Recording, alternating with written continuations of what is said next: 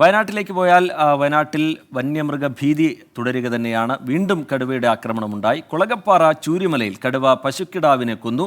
ഈ മേഖലയിൽ 4ാമത്തെ പശുവിനെയാണ് കടുവ ആക്രമിച്ച് കൊലപ്പെടുത്തുന്നത്.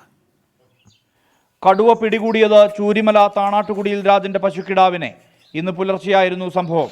തൊഴുത്തിൽ കെട്ടിയ പശുക്കിടാവിനെ പിടികൂടി കൊണ്ടുപോയത് ബീനാച്ചി എസ്റ്റേറ്റിലേക്ക്. ഇവിടെ വെച്ച് പാതി തിന്ന നിലയിലാണ് ജഡം കിട്ടിയത്. 2 ആഴ്ചക്കിടെ 2ാമത്തെ വളർത്തുമൃഗത്തെയാണ് കടുവ കൊന്നു തിന്നുന്നത്. 3 മാസം മുമ്പ് രാജന്റെ തന്റെ കറവിയുള്ള പശുവിനെ കൊന്നിരുന്നു. ഇതിന്റെ നഷ്ടപരിഹാര തുക പോലും ലഭ്യമായിട്ടില്ലെന്നാണ് രാജൻ പറയുന്നത്. ഇതിനിടെയാണ് അടുത്ത ആക്രമണം. ജീവമാർഗ്ഗമാണ്. ഇപ്പം ഇന്ന് രാവിലെയാണ് എൻ്റെ തൊട്ടിൽ നിന്നാണ് എൻ്റെ രാവിലെ പിടിച്ചുകൊണ്ട് പോകുന്നത്. 3 മാസമായി പിടിച്ചോട്ട് പോയിട്ട് പശുവിൻ്റെ യാതൊരു തീരുമാനവും അതിൻ്റെ യാതൊരു ആനുകൂല്യങ്ങളും ഞങ്ങൾക്ക് കിട്ടിയിട്ടില്ല. പിന്നെ ഞങ്ങളുടെ മക്കളാണ് അവിടെ കളിച്ചു വളർന്ന സ്ഥലമാണ്.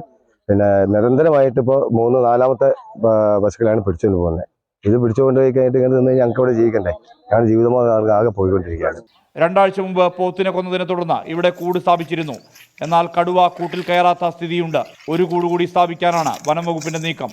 അതേസമയം കടുവ ആക്രമണം തുടർച്ചയായ മൂടക്കൊലിയിൽ കഴിഞ്ഞ ദിവസം രാത്രി കരടിയെ കണ്ടുവെന്നാണ് നാട്ടുകാർ പറയുന്നത്.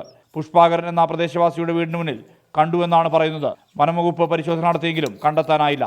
24 വയനാട്.